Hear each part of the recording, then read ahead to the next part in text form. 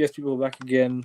A few minutes after I just ended the Premier League preview for this weekend. Make sure you haven't check it out if you haven't already. Go and check it out. Taz back again for United talk. What are you saying, bro? It's been a week, but yeah, it's been interesting. Yeah, man. I'm actually pretty chilled out. I mean, United losing. If I don't know, I'm really got mixed emotions about it. Like, I'm not vexed, but at the same time, I'm like a bit disappointed, but I'm not angry. Like, I'm not gonna blame the manager for anything. I'm just gonna look at the individuals, and that's it, more or less. I can't. I'm over it, more or less. But there has to be changes. That's it. No, it has to be. You're right. You're right. Because there's so much we can say. Because last week we beat Victoria Plaza 2-1, come back from 1-0 down to 2-1. Manchester Derby, we all know what happened. It was limbs. It was limbs. We won that game 2-1 as well. Another 2-1 comeback. This Tottenham game though was one of those games where you're like, we played okay, and then individual errors just throw the game away for us, because there's so much that we can look at and say, okay, when Kobe, Ahmad, and Xerxes came on, we actually looked like a unit. We actually looked like a good team. We actually played through the lines. We actually played like a team. But talk about last night's game a bit, because obviously I'm still a bit disappointed. I can't lie. I really wanted to win the Carabao Cup. Even I know people will be like, it's just the Carabao Cup. At the end of the day, it's a trophy, and I want to win trophies. Yeah. But Nah, bro. I mean, before saying it, I'm not disrespecting the cup. I'm just looking at the long term. We weren't going to beat Liverpool. We wasn't going to beat, who is it? Liverpool, Tottenham, Newcastle, and Arsenal. Wait, is it Liverpool, Arsenal, Newcastle, Tottenham, isn't it? The last four. So Liverpool, I think we would have lost to, because we would have played Liverpool. I think 2 legs at Anfield, followed by a Premier League schedule. I kind of think we might have dodged a bullet to a certain degree, considering how weak our players are. We already lost Mason Mount and Luke Shaw, so you never know what's going to happen. So, look, you can call it copium all you like, innit? But I've learned from the Ten Hag thing, yeah. And Ole Gunnar Solskjaer told me years ago, trophies doesn't mean your team is back in it. So, No, if you have to lose Carabao Cups, just for the sake of the team getting better in the long term, that's cool. That's cool, because I saw yesterday, like, individuals that were actually good as well. I'm not going to lie to you. I enjoyed Lenny Euro. Yeah, Euro was good yesterday. Yeah, Euro was good yesterday. It was. Do you know what? I don't know who else besides Euro was amazing. I mean, Anthony wasn't that great. He's not a 10, so I don't blame him. Højlund wasn't that good. Bruno wasn't good. Mino was calm. Agate. I liked Agate a lot yesterday. I think because it's Amorim confidence. I don't know. There's something weird about Agate that I like. Maybe because it's just an engine. Yeah. And then you got this Bayinda guy who just needs to just get deported at this point, because bro, what are you doing? Horrendous goalkeeper, man. Like, bro, there were people saying to start this guy ahead of Onana. I understand Onana does stinkers from time to time, yeah. But yesterday we probably would have won with Onana in goal. I think we would have won with Maguire back in defence. And I'm not a massive Maguire fan, but neither am I. As of recently, I think he would have done all right. I mean, yeah, but I don't blame Amorim for rotating. I see people like, oh, you're rotating this and that. Well, if he doesn't rotate and the players get injured, you're going to be the same people to say, why did you not rotate? So, like, how is he supposed to win in that? But what I love about Amorim, he's got a bit of like bollocks in it. Like, he dropped to Rashford. He's not scared. Sorry, what were you saying? Oh no, I cut out for a bit, but now all I was saying is the guy is scared, bro. Dropped Rashford back to back. Yeah, he dropped Rashford. And yeah. No, I hear that, because the thing is, yeah, like, look, we've not, like, I think people were upset at the goalkeeper rotation more rather than the team rotation. I think the goalkeeper rotation was where I don't think he should have rotated, especially in a game like this. I can understand playing against Bayindir in a game like, for example, Leicester, like, and against Barnsley, yeah. But against Spurs, though, it's like a big. It's kind of like a big. It's like a big game. Yeah, so yeah. Sorry, go on. Now all I'm saying is, like, everyone, when will the next chance Bayindir gets to play? Because think about it, FA Cup against Arsenal, you're not going to rotate him against Arsenal. You're not going to rotate him against the Premier League. You're not going to rotate him in Europa League, because Europa League's more of like a I'd say Europa League is more of a priority compared to Premier League at this point. So when will be the time to actually give Bayindir some game time when you actually look at it? At least we've looked at it now and said the people that wanted Bayindir ahead of Onana, you guys can be looked at it now saying, look, clearly that's the wrong choice because Onana, no matter what he does, is still a better keeper and could definitely win us games. So that's what I'm looking at it. I don't blame him. In fact, I'm more than happy that he did it so everyone can actually look and realize Bayindir shouldn't be starting. No, I hear that completely because Onana is like one of those keepers. Like even he has a lot of mistakes in him as well. He's one of those keepers like he's very inconsistent, but the thing is he's still better than Bayindir. Like it's still a better choice than to start Bayindir in my opinion. Although Bayindir has not played many games, I think the treatment and the sort of judgment of him is kind of harsh. I still think he has to be doing better in those situations. Like especially the first goal. Like when you look at the first goal we conceded, right? That it literally bounced. Literally he could have parried that and Solanke was there to pounce. And then that's where he's got the height. Yeah, he's got the height. He's kind of tall as well, and that's the thing. He can make good saves, but the biggest problem is we kind of gifted them the goals, and they kind of gifted us our goals as well. It was like a very back and forth sort of game. Yeah, it was like a middle sort of game. You're right, and it was like I'm kind of gutted we lost that game, man. Really gutted. It could have been a draw. We could have taken it to penalties, but it is what it is. I don't know, man. That game, I can't lie. I was impressed with it. I was enjoying United ball, to be honest with you. Like it was enjoyable to watch. I mean, maybe because we were just playing differently, but honestly, Tottenham. Yeah, I kind of looking at it like I'm happy I don't have to play Liverpool in 2 legs anymore because it's like I don't want to play Mohamed Salah 2 times this year, let alone 4. No, because the thing is like Liverpool playing Spurs back at home and away 2 legs in the Carabao Cup now. It'd have been nice though if we had gotten Liverpool because imagine knocking out our rivals to go to the final and then having the best chance to win the trophy. Then I'd be but you do know who our players are, and this ain't no 2008 type of team, innit?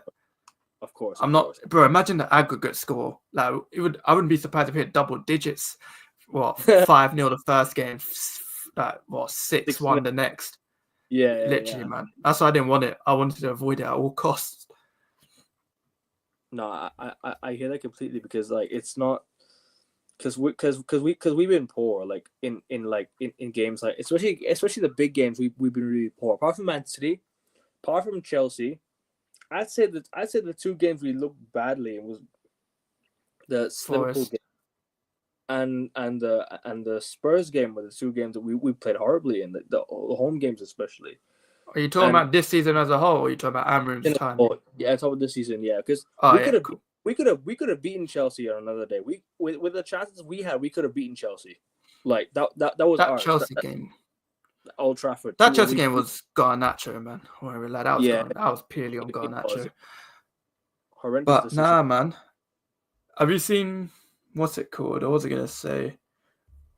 I mean, what was I gonna say? It was Arteta's 5th year anniversary, innit? And I'm looking at it like, what has this guy actually done? Like when you actually look at it, he's won 1 trophy. He's brought in a dog called Win, and that is literally the accolades you could actually say he's done. I don't count winning Community Shield as a trophy, like he thinks it is, but I don't count that. That's a shield. It's not even a trophy. Arteta's trying too. He's trying too much, man. He's trying way too much with that. I don't know why. I don't know why he'd even mentioned about charity shields, community shields. Nah, Chelsea just thank you, Prime's here. Yes, Chelsea are winning the title, bro. You're in the title race, man. Don't be scared. Live up to it. You're champions of Europe before. Only a few years ago, you were champions of Europe. You had the best striker in the world, Kai Havertz. You had the best midfielder, Mason Mount. Come on, bro.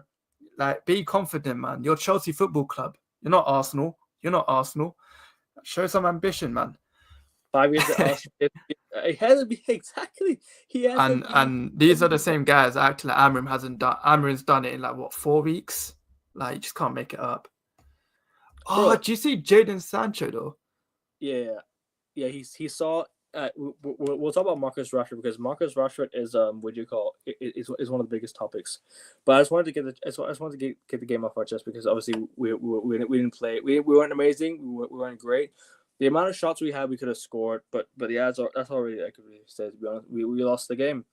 But going on to Marcus Rashford, because that's the biggest topic of the week, and especially with the player leaks as well. Last week we had Garnacho and Rashford being dropped because of a potential player leaks to Samuel Luckhurst. That's why I had it in the thumbnail as well. What are you saying? Because for me, I just think Amrim's just doing things straightforward. Like he's just being like, you know Yeah. what, I don't want you in the team. I'm leaving you out. But apparently Rashford might be back for this weekend. But what are your thoughts on the whole Rashford situation? Like go a bit in depth about it because I kind of feel like, you know what, Bro, I it's kind can't of lie. nowhere it's getting toxic now. I can't lie. When it's if because it keep my names back, club that.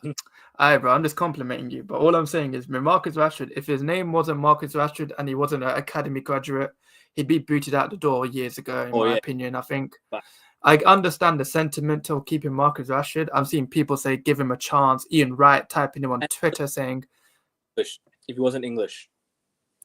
bro, forget the English part. He already gets slated anyways. But I mean, he gets slated regardless of that. But all I'm saying is, I can't lie. I think people want him to stay because of the sentiment. People are saying, oh, he's only 27. I'm like, gee, he's been there for what? LVG, fine, we won't count LVG because that's like what, a few months? LVG gave him Jose, gave him gave him the role, but then the stage, yeah. that's not fair to blame an 18-year-old kid on that. No. So Jose, Ollie, Ragnick, Ten Hag. I wouldn't count Rangnick because Rangnick's interim. Jose, Ollie, Ten Hag, and Amrin. That's 4 managers, right? 4 managers now. Yeah, I won't count what's his name? LVG, but that's 4. And the manager that gave him the biggest stage, yeah, LVG got sacked. The manager that, you know, that gave him a pat on the back, Ole Gunnar Solskjaer, sacked. So at this point, we're kind of thinking like, is it Rashford? Like, it's a pattern. But yeah, it's a pattern. Go on, bro. Continue what you're saying, bro. Sorry. But now all I'm saying is it's a complete pattern, yeah. And honestly, it's time for him to go as well. Like, he needs a fresh start in his career. I mean, he's 27. This is literally his prime years. I don't care if I don't like the guy or think he's amazing, but for the sake of his like actual skill set, he's not a bad football player. He's athletic. He's got speed. He's got pace. He can shoot. A team like Arsenal or Chelsea, I'm saying Chelsea or Arsenal will thrive. Like Mudryk's banned. Mudryk ain't coming back in a long time. So the next best replacement, get Marcus Rashford in. Jadon Sancho loves him. Jadon Sancho, bring your boy Marcus to London. You man can have a fun time. Super duper Mick can fix him. PSG might want PSG don't. They've got Barcola and Dure. The PSG, they can afford the wages, but they can't. But the thing is, they might not want a player of Rashford's caliber because But yeah, go on. Sorry. They learned from Neymar, Messi, and Mbappe, really, more or less. Even though Neymar's probably my favorite player of all time.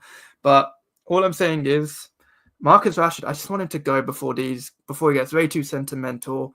My only fear is that if he comes on the weekend and he plays and he scores, oh my God, keep him will be all over the Twitter timelines. So if he gets dropped, for the sake of leave him alone, how many days have we got left till Jan? We've got about 2 weeks left. 2 weeks. Let him stay at home for 2 weeks and then loan him out, sell him out. Don't care how you do it. Just get him gone. I don't care. He needs to leave. Like, I'm sick and tired of it. And when he's gone, I'm aiming for Garnacho. And don't forget, and I'm ready. And then after Garnacho's gone, is Bruno, because Bruno is down the pecking order, but he's not safe. It's Rashford, Garnacho, and then Bruno. Sorry, I don't think Rashford, Garnacho, Shaw, then Bruno. I don't think anyone should really be safe because people nowadays we have this thing where, you know, it's all player FC where everyone's all like, they're gonna rep this player, they're gonna rep that player. At this rate, I don't think they support the club.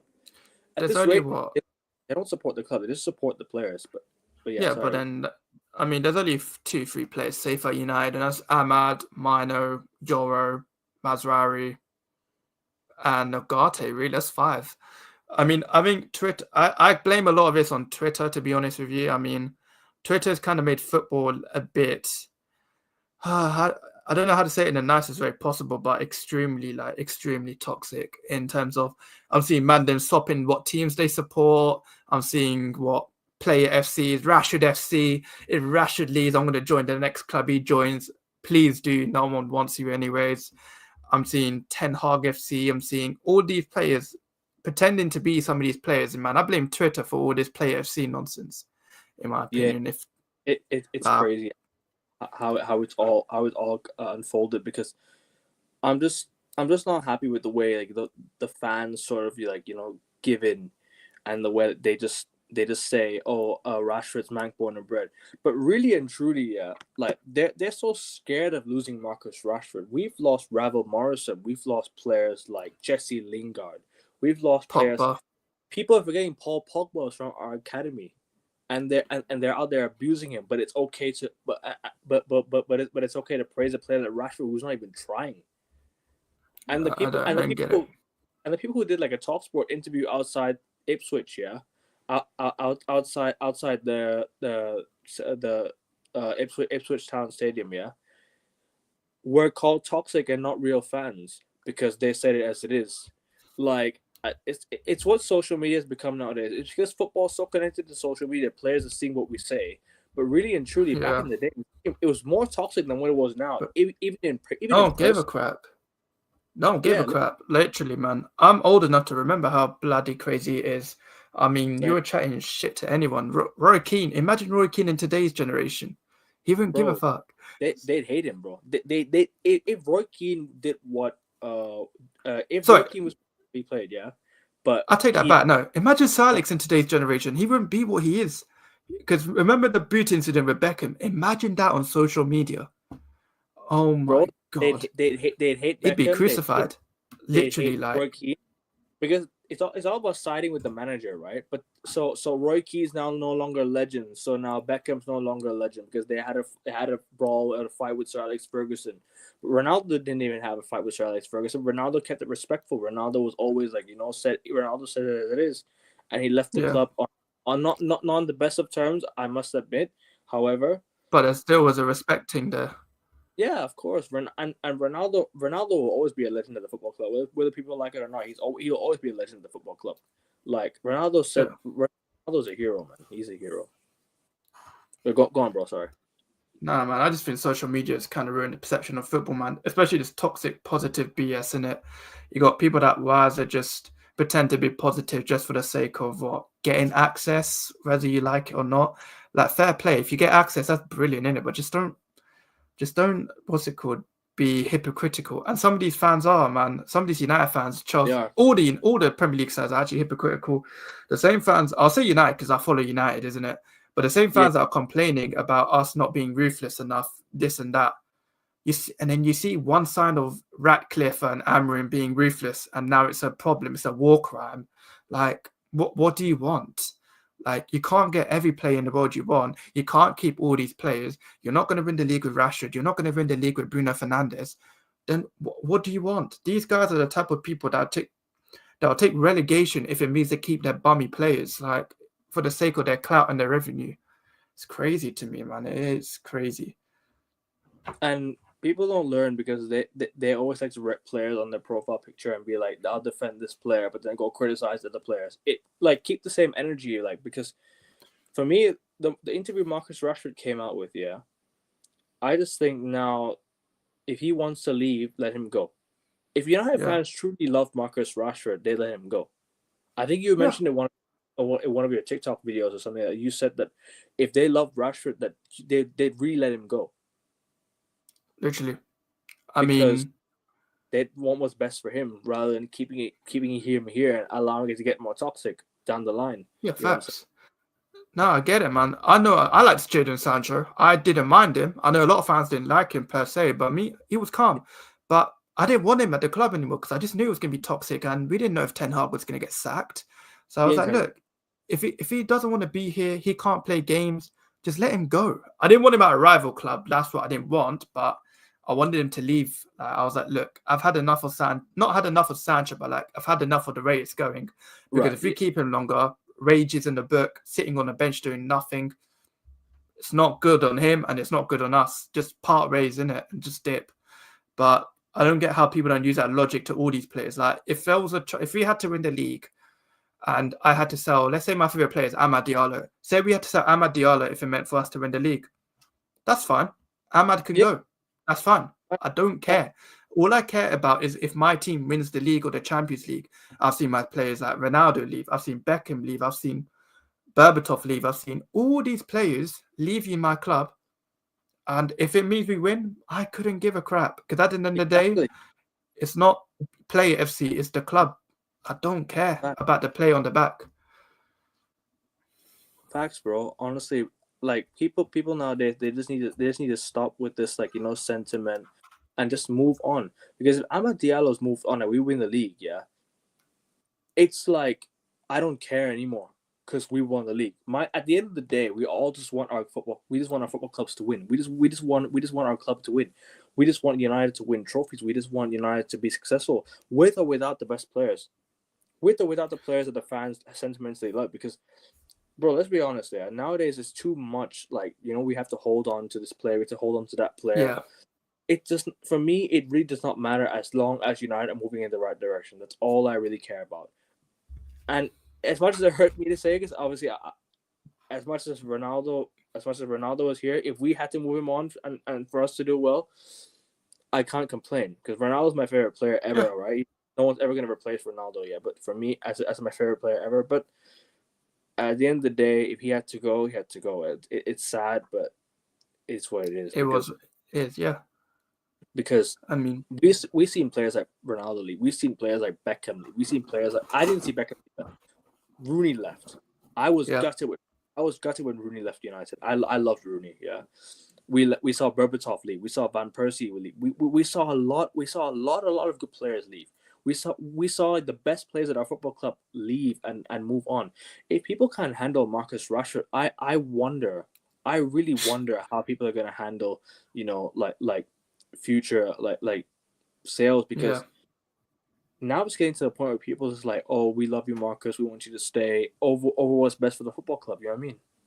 Yeah, but then that's what you got a footballing board for, because you got a board that shouldn't give a monkeys about what the fans want. Literally, man. If you feel like it's like people wanted McTominay to stay, right? I mean, there were a lot of fans that wanted McTominay.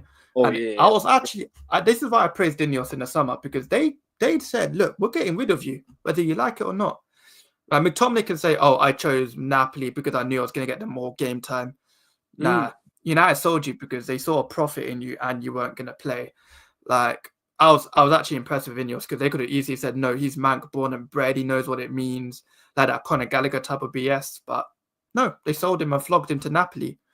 That's fine. That's what I can deal with. If a board keeps on doing that, sells Rashford, which looks like it's going to happen because Amram's literally like, cool. I don't rate him, but I rate how he's done his press conference questions in it.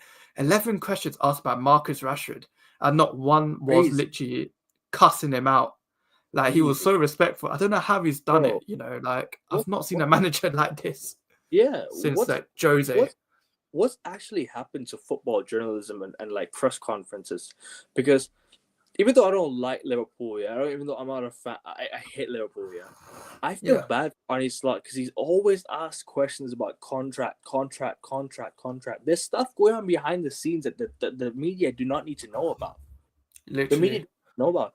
If the media if they don't need to know about the internal decisions about Marcus Rashford, then they keep it private. Obviously, the media will still ask because they're curious, and then they'll spread rumors. That's how rumors start to grow because it comes up within them. Like within the journalists, right? They'll create false rumors. They'll be at the club, they'll be at the training ground. They'll see something and be like, "Oh, I'm gonna create a rumor out of this," and be like, "Yeah, Rashford's gone because Rashford fell out with the team. Rashford this and that." They'll create rumors and it circulates. And this is why I'm saying I feel like football journalism has taken such a massive step down. Although there's more people now, I think opportunities are great and all.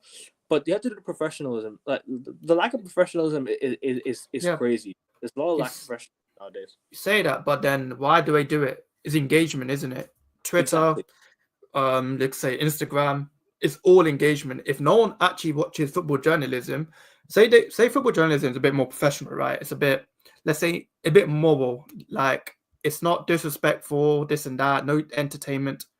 Are you going to read any of these articles? I'm not. You won't. No one in Twitter or Instagram or the social media platform will. So the one way to counteract all of that is to make stories that will make people say stuff in it, regardless if it's fake news, true news, whatever you call it, because YouTube YouTube content creation is going a bit higher in football, isn't it?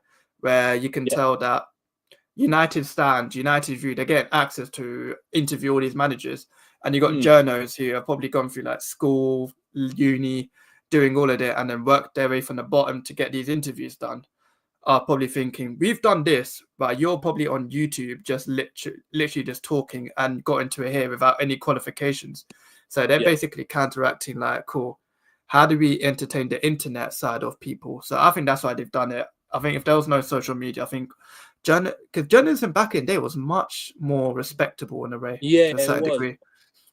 There was still So some stupid questions asked, like Sir Alex yeah, Ferguson. So it was some dumb journalism, but it wasn't as crazy. It's not as crazy as now yeah, because obviously because algorithm now in social media is yeah, much bigger today. That's why that's why there'll be more questions. There'll be everything will be based off social media. Back then it was like you have to listen to the news, you have to watch the TV, and or you could see it on Facebook because Facebook was the only like proper source of social media, and maybe you see something on Twitter because Twitter was like a yeah, kind of not as much, not as massive as it is now, but yeah, but it back in was the day. something, And yeah. but yeah, that's what I mean because social media, like Facebook was big back in the day. That was all that was all United ever had was Facebook, and then that was it really. But yeah, we'll continue what you're saying, bro. Sorry about that. Oh no, I was just saying more in terms of I think journalism's just turned more into like an internet thing, innit? Whoever gets that, whatever story gets the most clicks, that's literally what it is now. I mean, I I can't really blame it or cuss it out because I'm the same one that looks at them on in my free time. If I go on Twitter, I look at all these quotes, these rumors, even though they're not half of them aren't true, it still gains engagement. No, I hear that, bro. I hear that completely.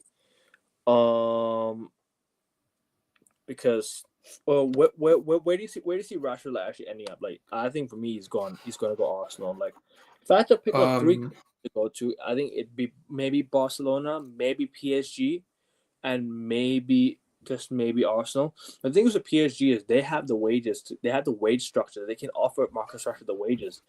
They can easily give him the they've wages. got yeah, they got their players though. They got Barcola and stuff. So like, Dude, if you get a bro, swap deal, if we did a swap deal for Desiree Dure, then I'd honestly do it. But I doubt they're gonna do it. So it'd probably be Arsenal, and I'd do a swap deal for their set piece coach if that's possible. yeah. But I do Oh, Arsenal. yeah, coach. Yeah, That yeah, guy, yeah. I need that guy, bro. ASAP. Arsenal, Barca, probably Saudi. Even let's say Saudi in it for the sake of potentials in it. Saudi Arabia is kind of a shout for Marcus Rashford, No, isn't it? Money, yeah. If you want, wages, then and if you choose the right team, like it could be an Al Hilal. Al Hilal is a brilliant team in Saudi Arabia. It's a decent team in general, or maybe, anyways. So or, or it's not maybe going a to be team, playing with bums. or maybe a team is not as massive, or maybe a team is not like like Mm. because they have the money, they can easily offer Rashford the contract and the wages. It's about who actually wants him because Al Hilal are stacked. I don't think they're gonna want Rashford because I was on with Fit, Zia. I was on with Zia Talks. Sorry, I interrupted you, bro. I just want to say this. Yeah, I was on yeah, with Zia Talks yesterday on my channel. Yeah, I said he mentioned that there's like a foreigner sort of what you call it, that there's a foreigner policy, whereas they can only have like a limit of foreigners in the yeah. team. So maybe you need to go to a team that's not got many foreigners. But sorry, bro. I just wanted to say that. Go on, bro. No. That's I was more or less going to talk about that. Anyways, you answered my whole Oh thing. yeah, But nah, man. I think I want Rashford at Arsenal. Low key, it'd be funny. I no, mean, that, Rashford, Havertz, Saka. I can't lie. That's not really much of a threatening attack, isn't it? And Arsenal fans, I don't know what's with Arsenal fans, but they love us. They love scraps of top six sides, don't they? They They love the signed. scraps of Man City. They like the Yeah. scraps of Chelsea. They've taken scraps from us recently before. Liverpool, no, I don't think they've taken anything from Liverpool recently, have they? Nah, nothing from Liverpool, but it's been United, Arsenal, City. United, Chelsea, and City. I think they had like what they had Oxlade. No, they sold Oxlade Chamberlain to Liverpool. They didn't really have anything else. Nah, they didn't have anything else. But that was it. Like from like Arsenal only signed. They signed they signed Mkhitaryan from us, even though he was not washed or anything. Because I actually still rated the guy at the time when he was sold. We sold Danny Welbeck. Danny Welbeck was still a good player back then. So the players we actually sold to Arsenal were actually like on a decent level. But Rashford is just not not the same. Whereas you've also got because he's hitting his prime age now, right? And he's sort of this is where he's supposed to click. This is at the age where I think he's supposed to start banging in goals and like be the same player he was 2 years ago. Because the player he was 2 years ago is arguably the best version of Rashford I've ever seen. And then after that, I just don't know what happened. I ever since he's just been like he's just dropped down so many levels. You know what I mean? Like he's not that guy. And also you've got like, and I think you now also have what's his name? You had David Luiz at Chelsea, went to Arsenal. You had Willian. You had players like Arsenal. So many of Chelsea's scrubs, man. It's Raheem Sterling. You've also signed Sterling's going back on loan anyway. Sorry, he's going back to Chelsea. Yeah. He's only on loan. And also you got you got this who was the other guy that signed from Chelsea? Oh, Jorginho. Jorginho. Oh yeah, Jorginho. I just remember Jorginho. I just clocked that. Oh, bro, he's not that good, man. He is trash. Bro, geez. I was on Twitter and I just saw a Joshua Kimmich banger right now against Leipzig. Bloody, that's crazy. I was literally just scrolling just to put my laptop on for the lighting, and the next minute I see Joshua Kimmich just scored a banger. Fair enough. Oh mate. Wow. Oh, Joshua Kimmich scored for Munich. Yeah, scored a banger against Leipzig just now. But what's it called? Do you want to talk? Are there conversations about Garnacho as well?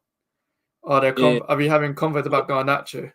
We are, because we talk about the league. We'll talk about the leaks at the club, man. Because the leaks at the club have just been like, have been something that it's kind of divided the fan base in the sense that people are okay with the leaks because people are like, what, we need to see what's actually going on behind the scenes, and the other half is like, what, we don't need these leaks at the club because they're creating a toxic environment.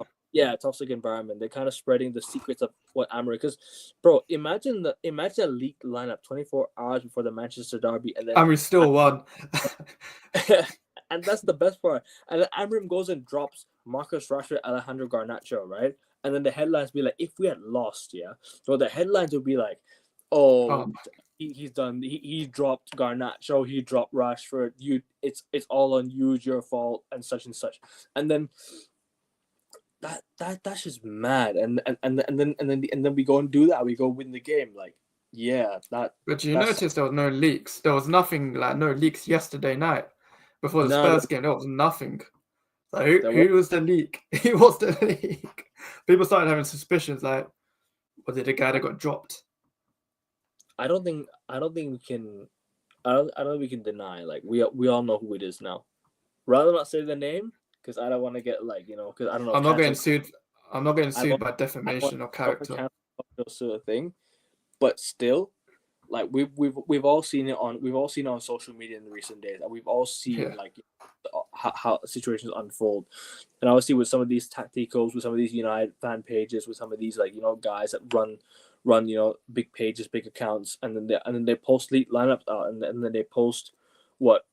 Sort of a bit of information about what's going on inside the club, and then it's been found out because I don't know. I mean, league lineups have always been a thing. People haven't really complained about it until like recently because they found out who it was who was doing it. But go on, bro. Sorry.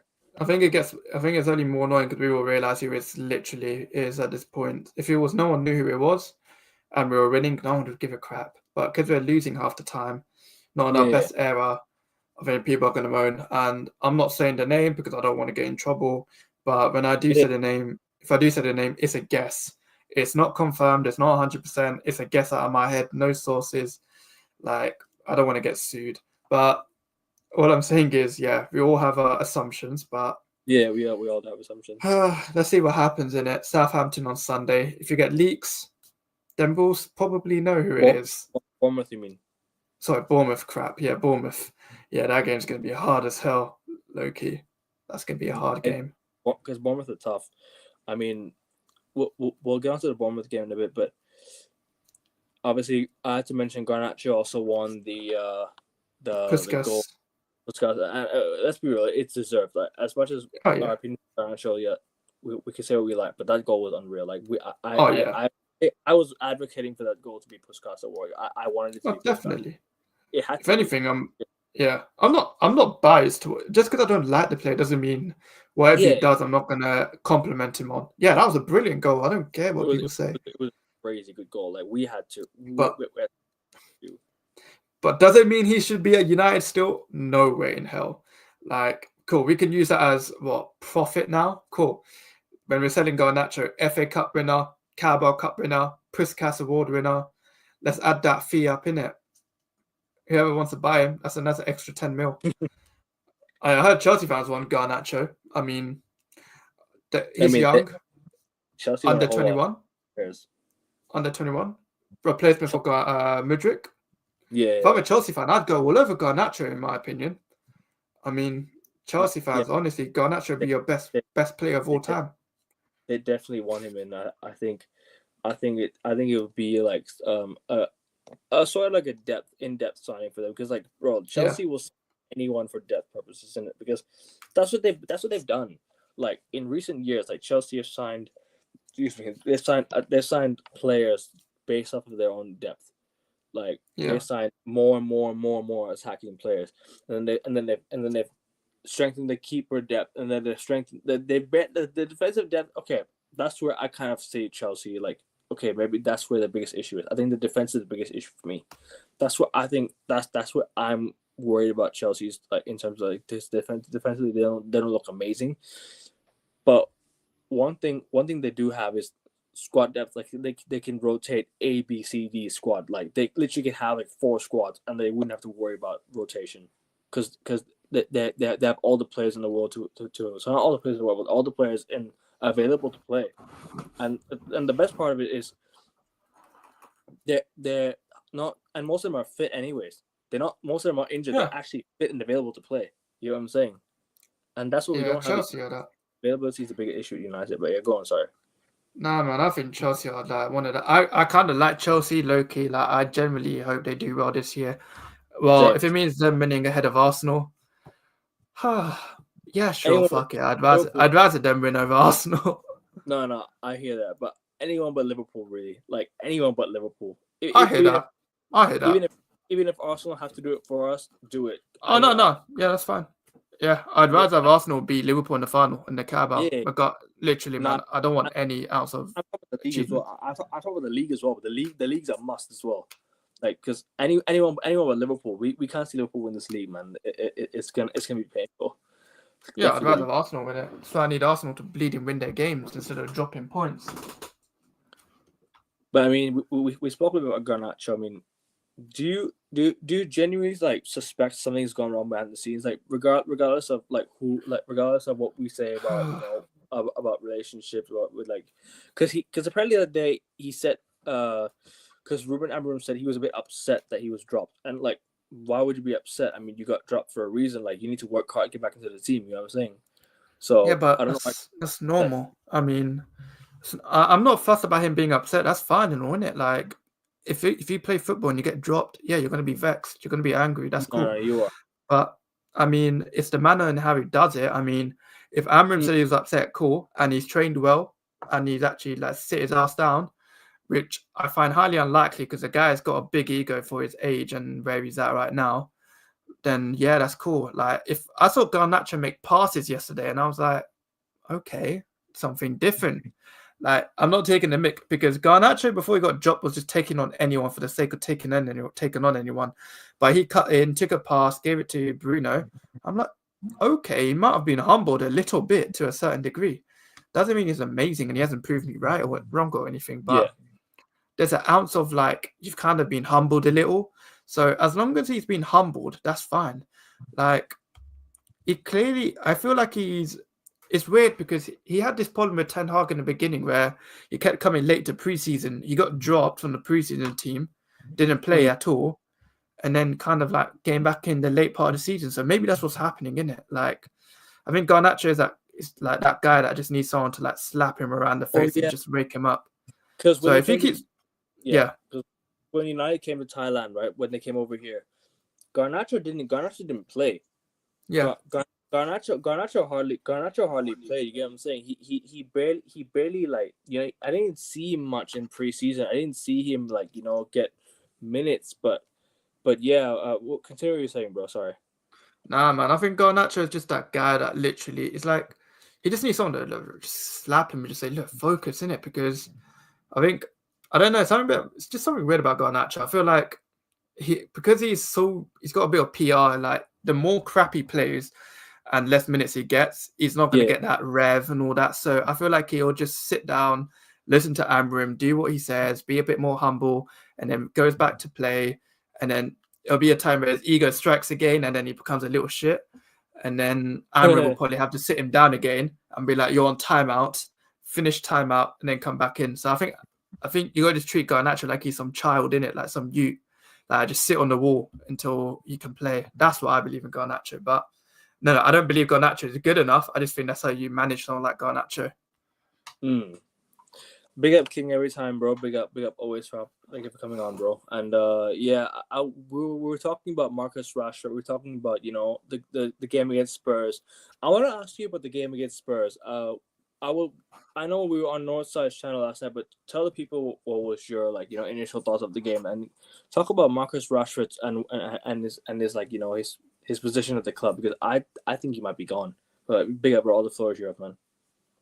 Yeah, big up Tears, big up Kevin. Yeah, big up guys. Obviously, I had a bit of issues with StreamYard, but we're here now. But yeah, yeah.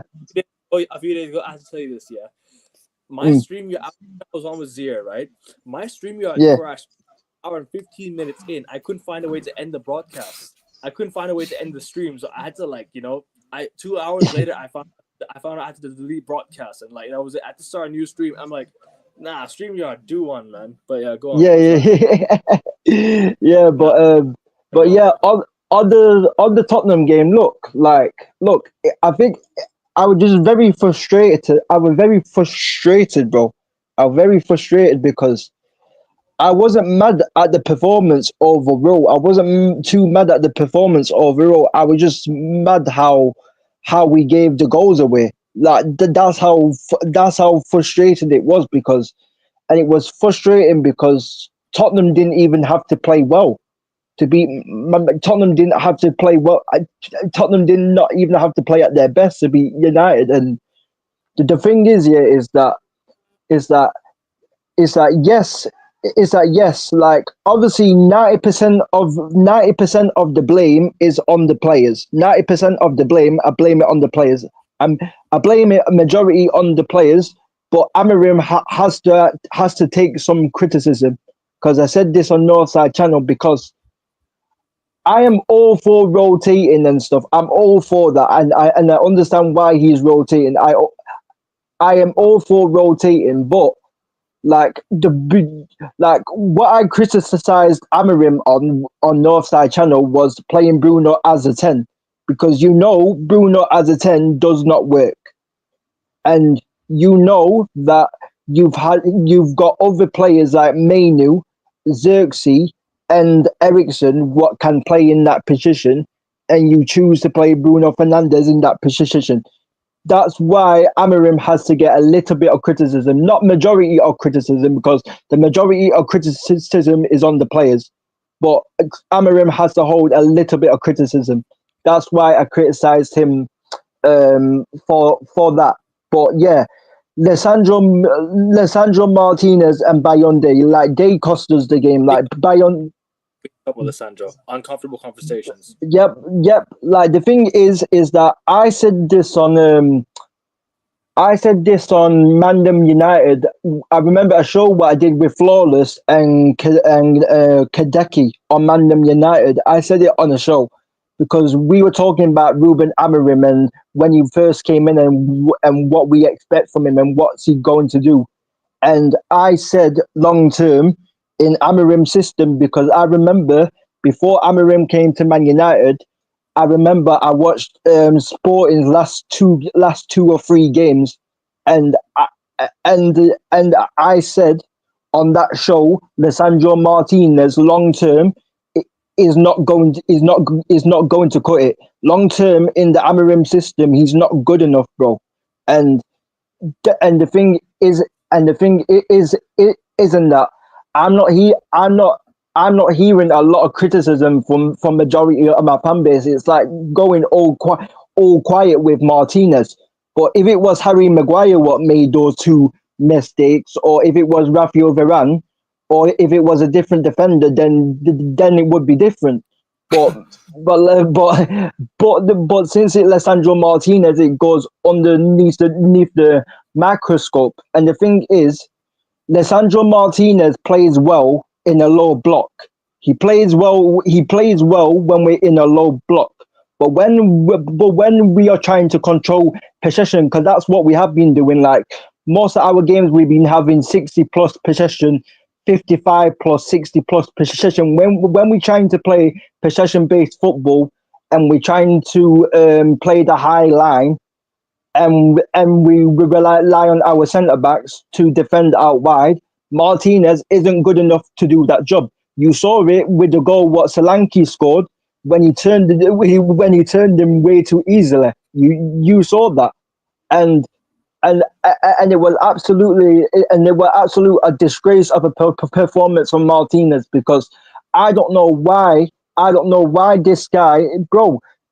For the second goal, bro, just clear it with your other foot, to boot the ball out. Why are you trying to tap it straight to Kulusevski's path? Like, what are you doing, bro? And then and then for the third goal, I think it was the third goal, he got spanned by Solanke for the third goal. It's like, why are you letting him come on his favorite foot and strike it, bro? Like it just made no sense to me. And Bayonde, look, like he hasn't played a lot for United, but what I saw in that Tottenham performance, bro, I don't know if this guy is it as a second keeper. I don't know if this guy is it because, bro, the way that he just let those two goals in, the first goal, the way that he just powered it to Kulusevski's path. And then the fourth goal, people will say it's a foul, this and that, yeah. But like, You mean Solanke, the first goal? Solanke. Oh yes, sir. No. Oh yes, sir. Oh yeah, Solanke. He powers it to Solanke. Yeah. So Solanke, that was it. Solanke, yeah. He powers it to Solanke's path, and then Solanke obviously just finishes it. And then the fourth goal, people will say it's a foul, but like he misses the flight of the ball. He's not in control. He misses the flight of the ball, and he's not strong enough as a goalkeeper. You got to be strong enough there. You got to be strong enough, bro. You got to catch that, bro. You got to be strong enough and catch that ball. And simply, he didn't. And this is the more frustrating thing. And it's like, and it's like players like Martinez, these men are costing us games. These men are costing us games because it's like Martinez cost us against Nottingham Forest as well. He had a part to blame in the first Nottingham Forest goal and the third one. Yeah. So these men are costing us games. Obviously, like I said, Bruno had a Bruno performance. Bruno yet again in the first half got into some good areas. The final pass wasn't it. I've been saying this guy hasn't been it for ages. Like, and Rasmus Højlund, he's horrendous. Like I said, he's 6'3" for no reason. So, like, and Garnacho when Garnacho came on for 20 minutes, did absolutely zero when he came on. So, So so that was it. But Ericsson, Yenny Euro, Dallo, these men played well. Mazzarari did okay as well at times, and Mazzarari's been our best player this season. So yeah, but like on the Marcus Rashford quickly situation.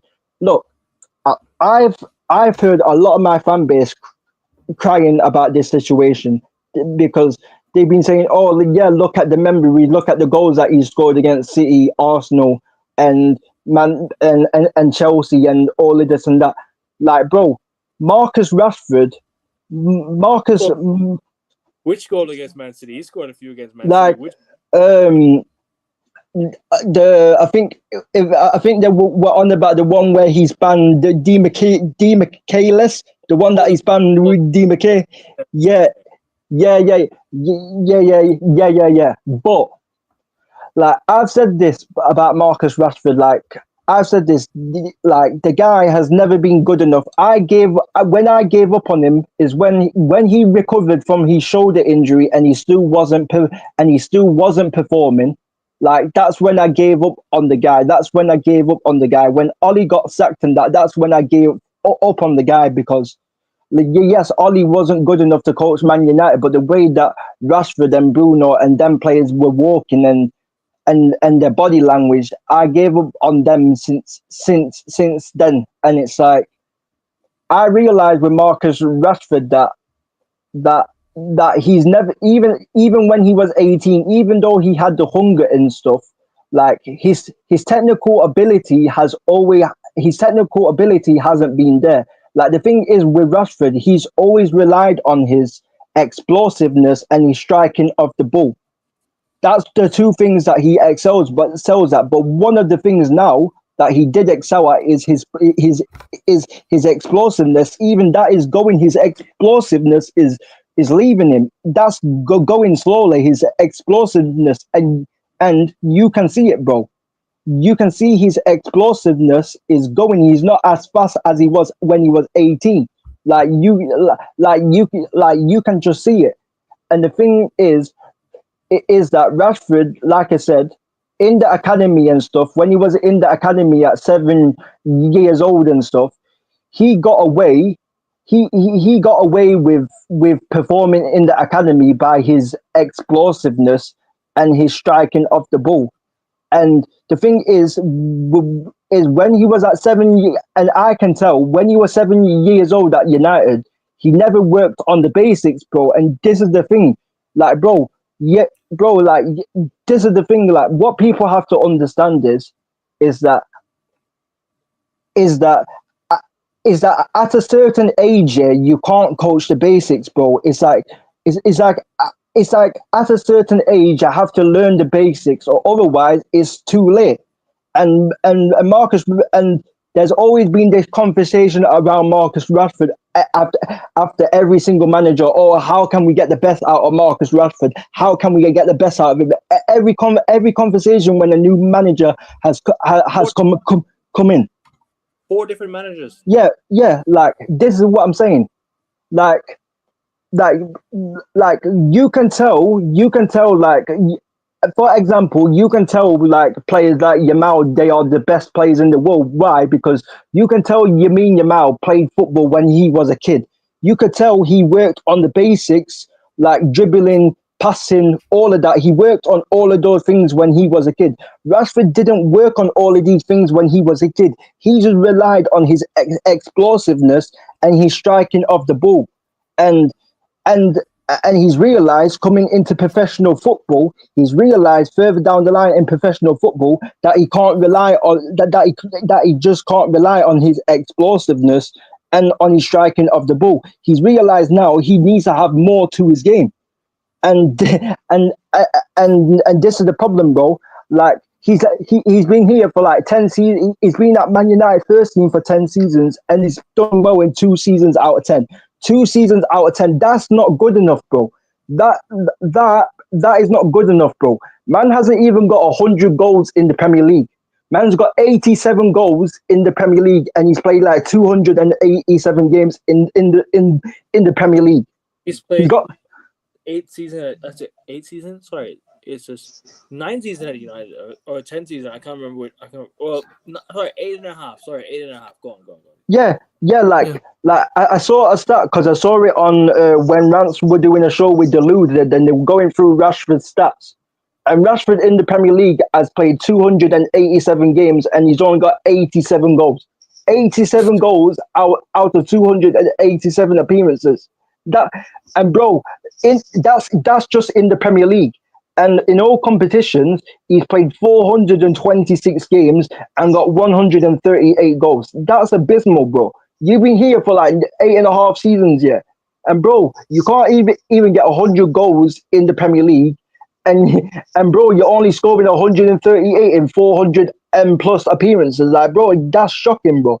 Bro, you were meant to be you was meant to be the guy what would lead us forward. You were meant to be the guy. That's why you got the number 10, because you were meant to be like a Wayne Rooney, where you led us to trophies and trophies and trophies.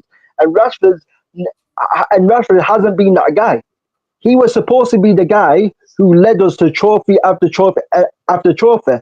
And this is the thing, like, this is the thing. Marcus Rashford has never been good enough for Man United. Even though he was 18, yes, he was hungry at 18. He had the hunger, he had the tenacity and stuff like that, yeah. But like, you need more than that in football, bro. You need more than that in football. And it's like this is why I always speak about, this is why I even say Garnacho and Rasmus Højlund are not good enough for Man United, because I know when they was kids and stuff, I know that they didn't learn the basics, bro. Like, bro, like if you don't learn the basics at a younger age, yeah, further on down the line, you're going to struggle, bro. And Rashford has never learnt the basics at a younger age. Like, he's been at Man United since he was 7 years old, and when he got the opportunity at 18 years old, for a decade, you haven't been working on how to dribble past players. You haven't been working on how you pass players. You haven't been working on your decision making. This is the thing. These are the things that you should be learning at a younger age. And Ruben Amorim said this to himself after the Ipswich game. He said after the Ipswich Town game, he came out and said, I shouldn't be coaching certain players' decision making. I shouldn't be coaching decision making. This is what Ruben Amorim has said himself. And he's on about players like Rashford, Garnacho, Bruno, and Rasmus Højlund. He's telling the whole world, and he's telling them that I shouldn't have to be coaching decision making. Decision making is something that you either have or you don't, because decision making, you know what decision making requires? It requires intelligence. It requires intelligence. That's what decision making requires. It requires intelligence. And Rashford, even when he was at his youngest age, even though Rashford was 18 and that year, Rashford's never been intelligent enough as a whole footballer. And it's the same thing with Garnacho, and it's the same thing with Rasmus Højlund. These men have never been intelligent. That's why these men will be not good enough to play for Man United Football Club. We can see Kobbie Mainoo's good enough to play for Man United because he's intelligent. We can see Amad Diallo's good enough to play for Man United. Why? Because he's intelligent. Like, this is the thing. You get what I'm trying to say, bro? Like, this is it. And Ruben Amorim has to be given big credit for this. And I rate him for this, because he could have done what other managers done and just let it slide. But obviously, he's told the club, because he came out in an interview as well, and he said that we tried Rashford in the left hand, we tried him at striker, we tried him in this position, we tried him in that position, and it hasn't worked. He's probably told the club, Omar Berrada,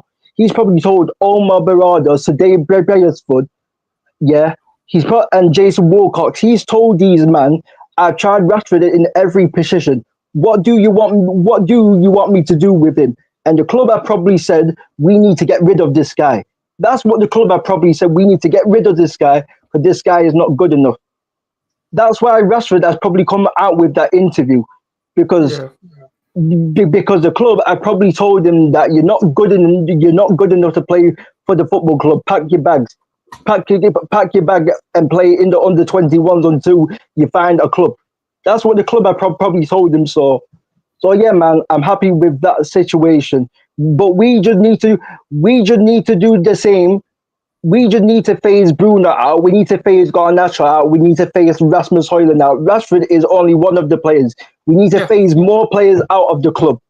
That's one of the players that we needed to phase out, and we have. But now we need to continue phasing players out what are not good enough to play for this club. This is what it is. So Yeah. Before I disturb anyone, I've really got a head off in it. So I'm just gonna say big up for having me on, and that big up to you, King. Big up to you, man. Big up Big to up. What's your score prediction for the game on Sunday before you go? Is it home or away? Actually, I need to check. Home game. Home against Bournemouth. In against Bournemouth, we got Bournemouth at home. Yeah, It isn't 2-1. yeah.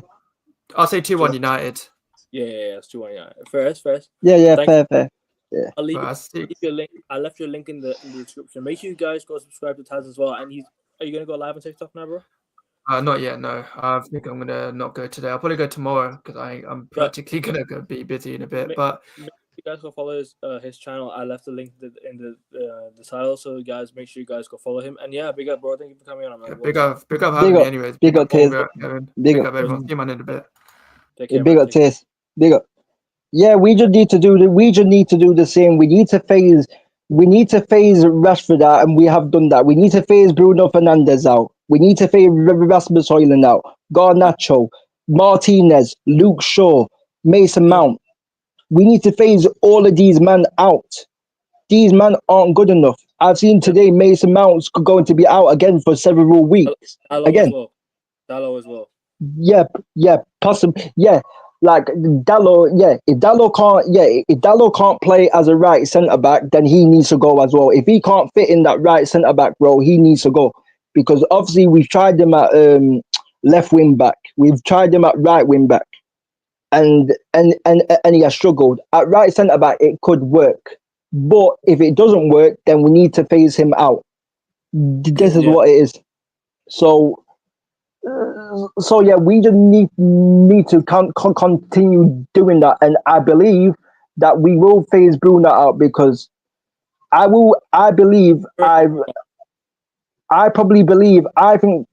think possibly next summer Bruno might be gone because like we've been linked with a lot of players. We've been linked with a lot of eights. We've been linked with eights, and we've been linked with 10. We've been linked with midfielders basically. We've been linked with Edison from Atalanta. We've been linked with Edison. We've been linked with Cunha. We've been linked with Tyler Diblin. We've been linked with a few players in it. And the thing is, if we get those players in, like say if we get a Cunha and we get an Edison and we get someone else in midfield, Bruno's going to find it very difficult to get into the team because we can all see Amorim does not fancy him. We can all see it.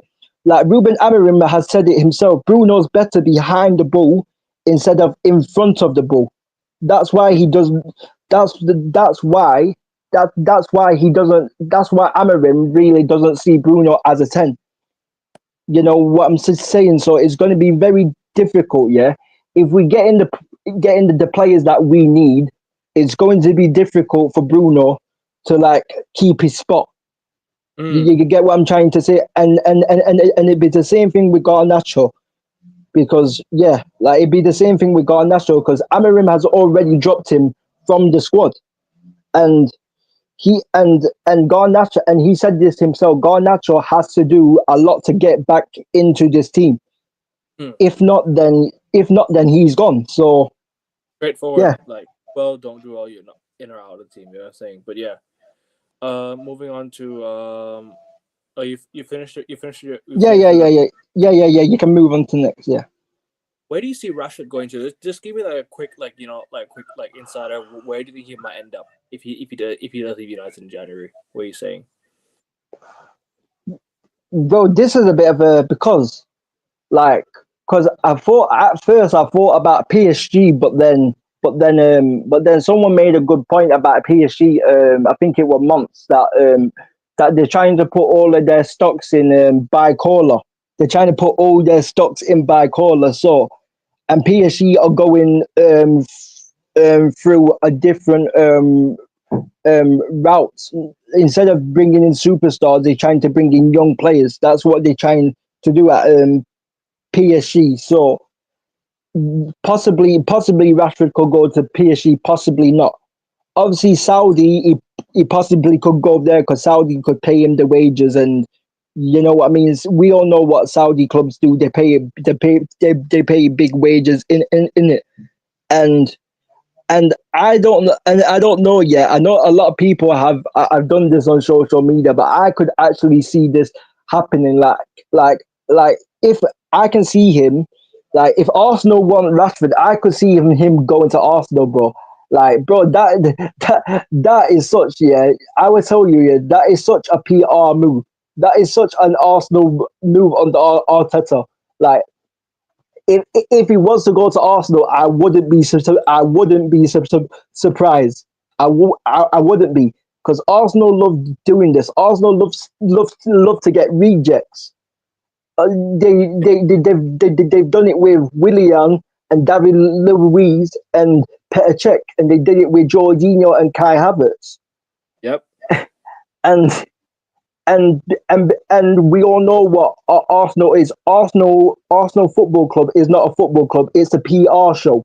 It's a PR show because it's literally a circus at Arsenal Football Club because literally it's PR after PR after PR, and it's merch after merch after merch after merch. And I could see Marcus Rashford going there with his PR as well, because that would be ultimate. That would be ultimate PR. If Rashford went to Arsenal, that would be ultimate PR because you've got all because you got all the Arsenal PR and then you got all Rashford PR, his agents and all of that. So Yeah. No, you're right. I just wanted to get your thoughts on what do you call it, quickly before we move on. The current leaks of the football club. Don't mention who you think it is, or just keep it into yourself. Yes, just keep it in. Yeah.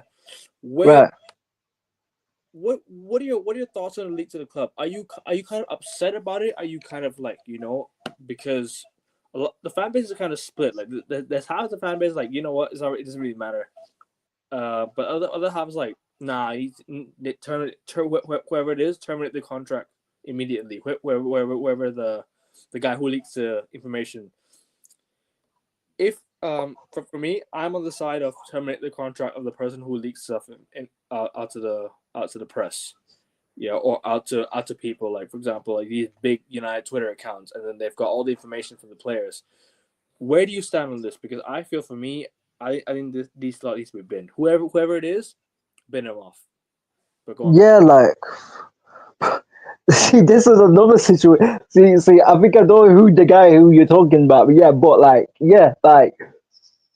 but yeah, I would agree, bro. I would agree with you, bro. Like obviously we've had too much of this in history, bro. We've had all of these links coming out about this player has said this manager has said this has happened around Man United. There's been too many links in history. You know what I'm trying to say with our football club? There's been too many links that have been coming out in the past about our football club. So yeah, man. Like the guy who's doing the links here, I think he should be terminated because Man United don't need a circus. We've had too much of a circus, bro, around this football club. We just need to get rid of the circus, bro. And I think slowly we are doing that with Ineos, but we have to make sure we fully cut it off because yeah, like like the reason why I say we've slowly done it with Ineos is because, like, for example, like there were when we brought in Omar Barada, for example, there was like no links on of Omar Barada coming to Man United, and then all of a sudden it just randomly just happened. It was the same thing. It was the same thing with Ten Hag. There was no rumors of Ten Hag getting sacked, and Ten Hag got sacked. You know what? You know what I'm trying to say. This is so like we need to keep we need to stop these links, bro, because Man United have had it too much, and it causes too much of a. It deserve it gets on the fans' nerves, and it deserves everyone on and off the pitch, and yeah, we can't have that. So that's what I would say on that. No, fair enough. I hear it. And obviously, Garnacho got the Puskas Award. Obviously, that was well deserved. I think it was a great goal. Nothing you could say about Yeah, that much. Fantastic yeah, goal. I like was advocating for the goals. But I wanted to get the Puskas Award. But yeah, go on, bro. Like, continue to say. yeah, like yeah, like even though I don't rate Garnacho, yeah, when you scored that goal, I commended him when you scored that goal. Like that was a great goal. Like I'm not going to take that away from him. Yeah. I'm not, but I'm not go. I'm not going to take away. That was a very good goal, but like I said, yeah, like with with the media, we need to stop the links. We need to stop players linking stuff because that's what been going around. Obviously, like God, obviously there's been rumors of like Garnacho been going around leaking teams lineups and all of this and that. Like we need to stop this. You know what I'm saying? We need to stop all of this. But yeah, like that's what I would say. No, I hear that, bro. I hear that completely. Um, let's move on to obviously, there's a few injuries at the club right now. Mason Mount got injured. Lindelof got injured. These lot need to go for me. Yeah, Um, yeah, yeah, but I don't need to comment on that much. You already know what the stance is, and we already know what our yeah. stances are to players. Um, Garnacho we already spoke about. We already spoke about Rashford. What are you saying about Bournemouth? Because Bournemouth is gonna be a tough game at Old Trafford, and Yeah, they're in fifth right now. If we beat Bournemouth, yeah, we go above one. We're 3 points yeah, behind, but by one down by one no goal difference. But still, I think it's just embarrassing considering where we are right now. But yeah, go on, bro. yeah. Like it is going to be a tough game because, but I know they've had them at home, but they've been doing well against the big sides. They've been especially against the big sides. Obviously, they beat Arsenal, they beat City. Obviously, they gave Chelsea a very good game. They should have got something out of Chelsea when Chelsea went to their stadium. They should have got at least a point against Chelsea. So Bournemouth have been doing well against the big teams, and the thing is that is that because Amarim, I said this, he's got always going to rotate the team, so there is going to be inconsistencies with United. Some games we will win that we are. There's certain games that we will win that we don't expect, and there are going to be games that we lose that we don't expect. So, so with United, bro, like with United, bro, we just need to do better in the final third. Like we all I can say on the United and Bournemouth game is that we need to stop we need to stop the individual mistakes. We need to stop making in individual mistakes. Yeah, We need to defend the set piece. We need I to was defend the set pieces better because we've conceded a few goals from set pieces recently. So we need to do better on set pieces.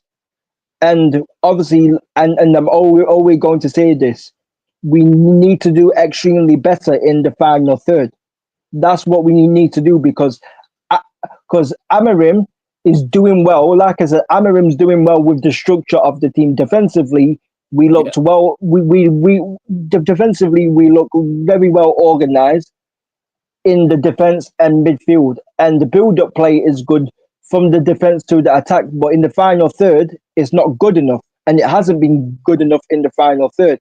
This is why we have struggled, because we haven't struggled of keeping the ball and keeping possession, because we've been actually been doing that.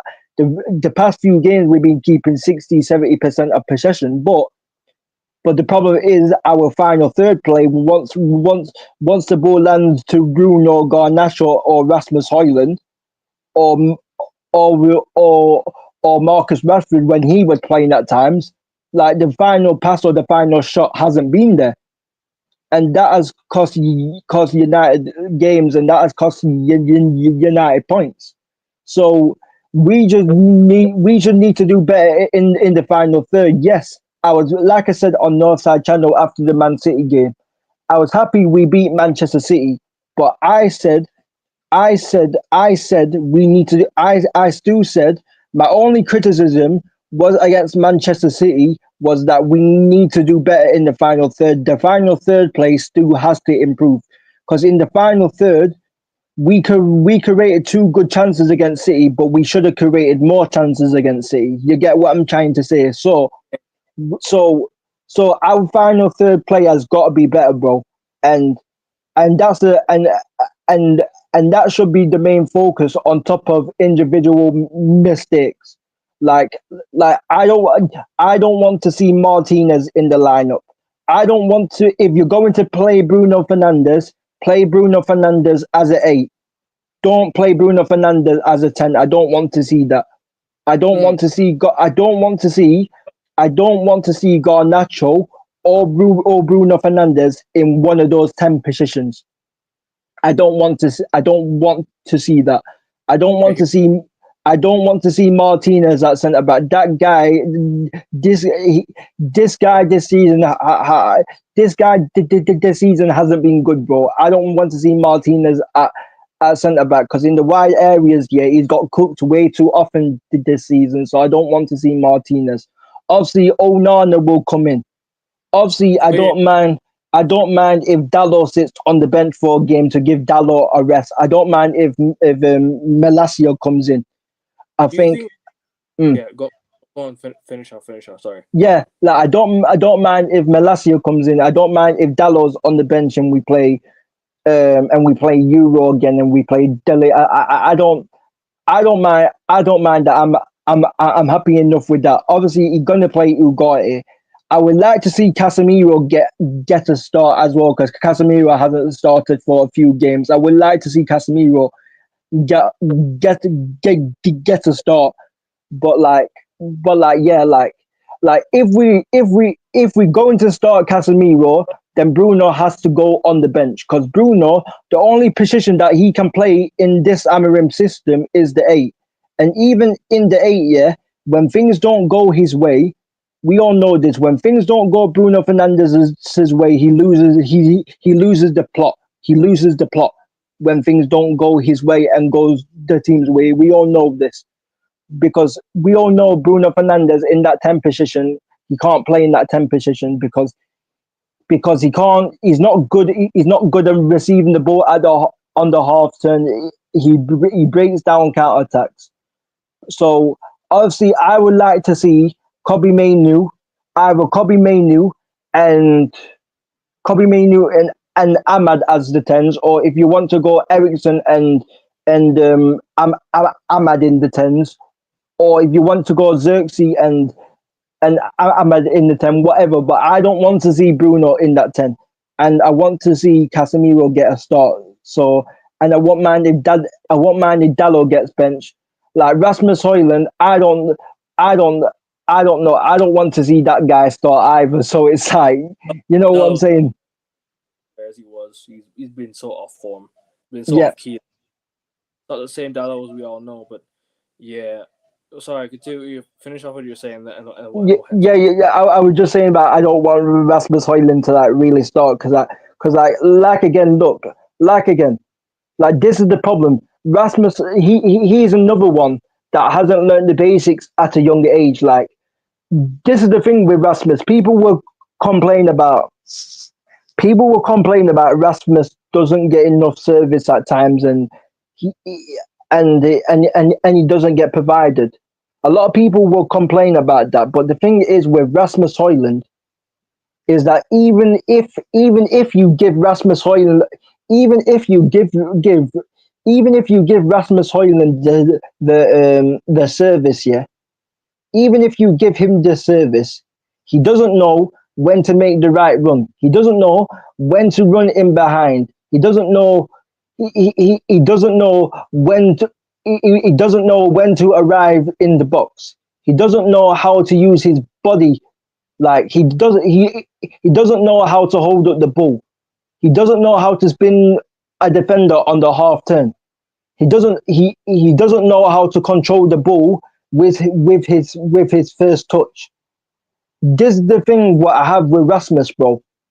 Like, Rasmus Højlund, like I said, is 6'3" for no reason. The guy doesn't know how to do anything, and that's being my major concern with him. And that's why even last season I was saying this guy's not good enough, bro, because he don't have the basics, bro. He don't have the basics, and and and it's like a manager shouldn't be coaching the basics out of him, bro. It's like he should be learning the basics himself, bro. He should have been learning the basics years ago, bro.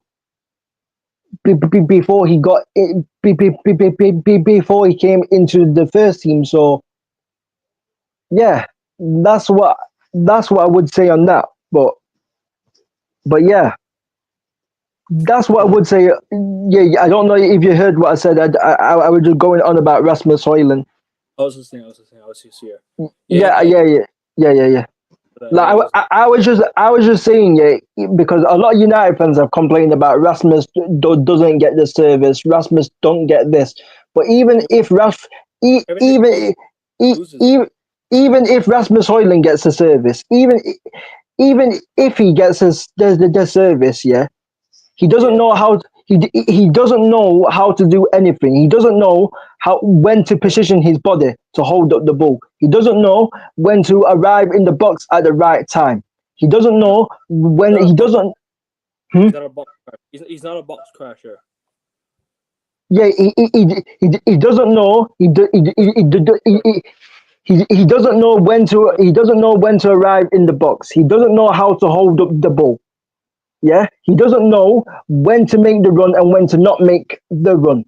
That's what he his IQ is shocking. His IQ is on top of his technical ability is shocking. He doesn't know how to control the football with his first touch. The amount of times that I was seeing him breaking down counter attacks against Tottenham in the first half, the amount of counter attacks I saw the guy destroy 2 or 3 counter attacks, bro, like against Tottenham, bro, and it's like. And it's like, yeah, I also want to see Xerxes start, bro. I want to see Xerxes start because Xerxes, people have been seeing so certain people now have clocked what Xerxes is actually giving the team in terms of how we play. So I want to see Xerxes start. So yeah, but say what you were gonna say, bro. Like, I know you were gonna say something. No, I was just gonna add on to what you were saying. Hmm. So, as you mentioned everything about the Spurs game, I felt that we brought on Mainu, we brought on Aman, we brought on Xerxes. I thought we looked much better. I thought we Yeah, looked so much better as like a team, as a unit. Just bringing in these players, and then like all of a sudden it gives us a bit of like an edge. We kind of lift the team up a little bit, but at yeah, the same not enough, man. And the keeper just poor. And I reckon rotating the keeper was also a huge mistake. yeah, Going into Iraola has got Bournemouth playing very, very good football. I reckon this Sunday's gonna be a tough game, but I reckon United should still get the win. And I'm gonna back the Reds, and we're gonna go. I'll go for 2-1 United win. Won't be pretty, won't be easy. It's Bournemouth at Old Trafford. We lost there last year yeah. at home. Ten Hag I had a lot of shit on this and trust me, I didn't like. I was already like Ten Hag. But like, Yeah, yeah, that was yeah. I remember that game. That game was horrific, but that game was horrific, bro. The way that we lost to them 3-0, bro. That was horrific. I again this remember week, that game. Yeah, so then I will have to call certain things out, and it will not be comfortable for a lot of United fans. But what's just yeah, but of course we have to. I'm going same with you. I was originally thinking 2-1 to United, 2-1 to United. That's what I was thinking originally. 2-1, 2-1 to United. But bro, I'm going to do, bro. Regardless, yeah. If we win or lose it, if the performance is still not good enough, bro, I'm going to call it out. If the performance is good, I will praise it.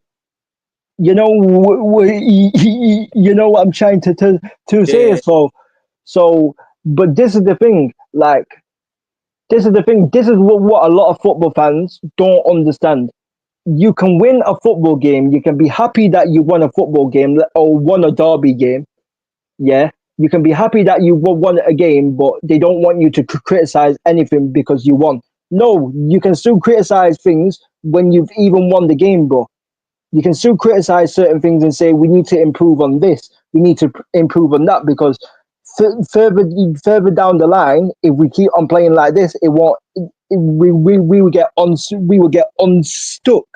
So you can criticize certain things even though you win, you lose, or you draw.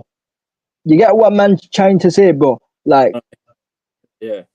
it shouldn't be undercooked. It shouldn't be undercovered. Yeah. If you know that the performance isn't good enough, but your team won, it shouldn't be undercovered by the win. You should look at the performances, because the performances will show us long term on where we're going as a club. This is why I always look at performances. Also results business, and we always, and at the end of the day, results are the most important factor. So, Yeah.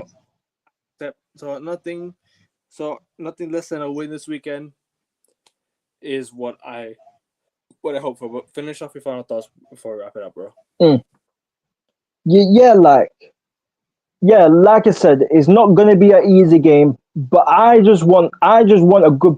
I just want to see a performance like we saw at Everton. I want to see that second half performance that we saw against against Everton when we beat Everton 4-0. I want to see that performance.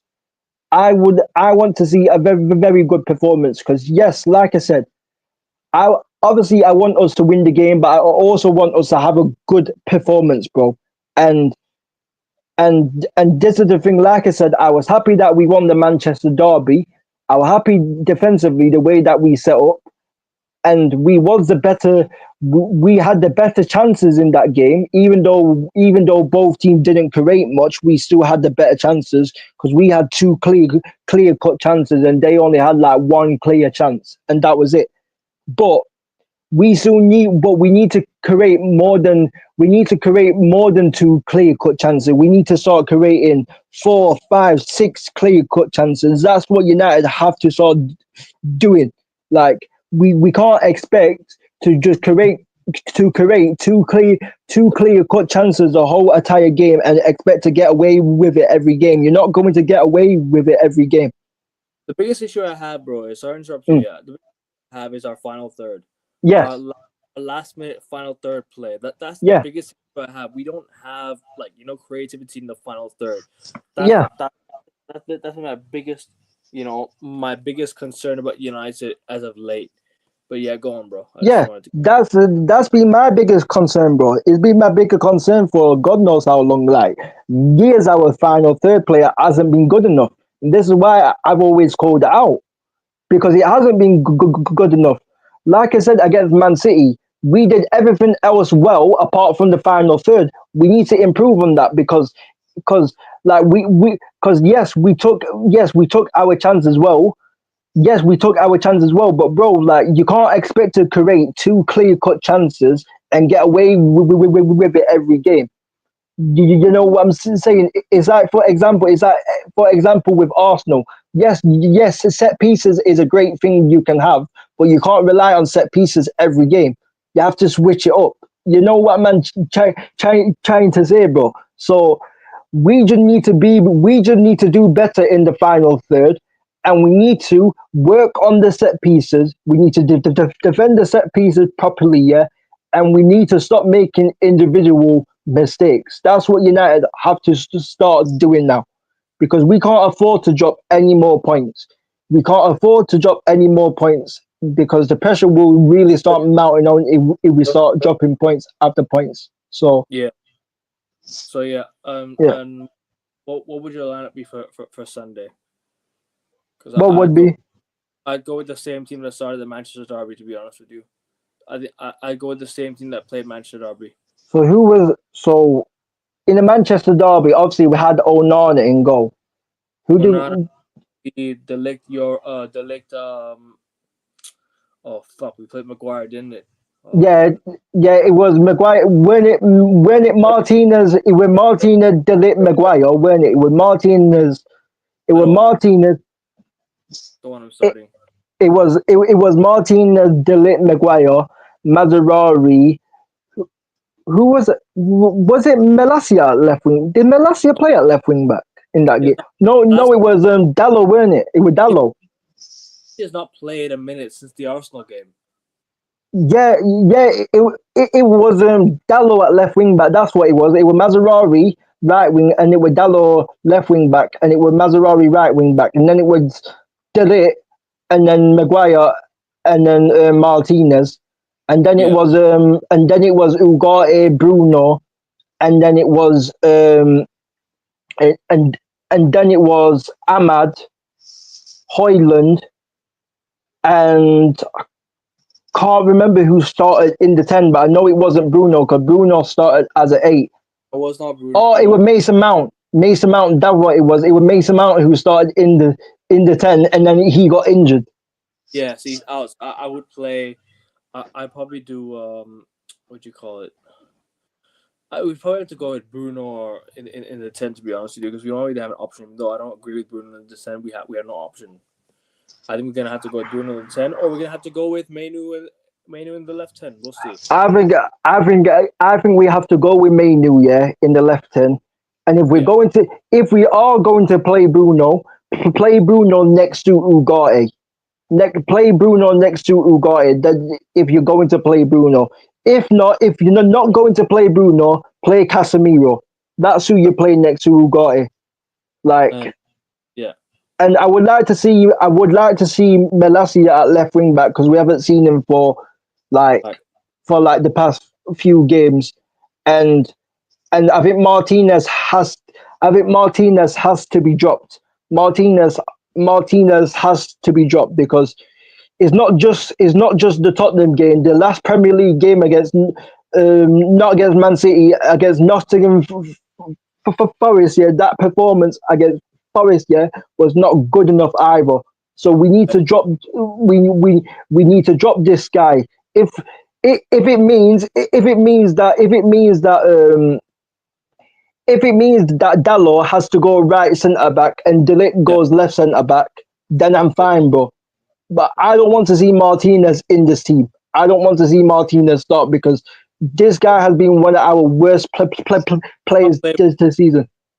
yeah, he's not playing all this season, but yeah, Mm. yeah. And on that bombshell, I think we're gonna wrap it up here. Yeah, big up. There's 40 of you watching. Please make sure you guys smash the like button and make sure you hit the subscribe button. I'm almost approaching. I want to at least to get 120 before the end of the year. So if you guys can, subscribe, that'd be nice. I just passed 100 subs, so big up to you guys for the support. Big up for the love, and make sure you guys keep respectful in the chat. Make sure you show King some love. Make sure you subscribe to the Yeah. size. I like the channel, so you guys will subscribe there. And yeah, make sure you smash the likes. I'll be back next week with more United talk. Yeah. More United talk. Hopefully, United win the game on Sunday. Hopefully, Ho- we get the result. But yeah, King, bro. hopefully. Thank you for coming on, bro, and I'll definitely see you next week again, bro. Yeah, man. Yeah, man. I come on next week always, man. Always a big pleasure to come on the channel, man. So big up Taze as well. Big up Taze as well. Who was on as well. So big up Taze as well. So yeah. Yep, to you. Thank you for coming on. And you're always welcome, bro. But on that bombshell, we're out. Glazers out. Yep, Glazers out. Come on, United. We'll see you next Bro, week. hey. Peace. Come on, man.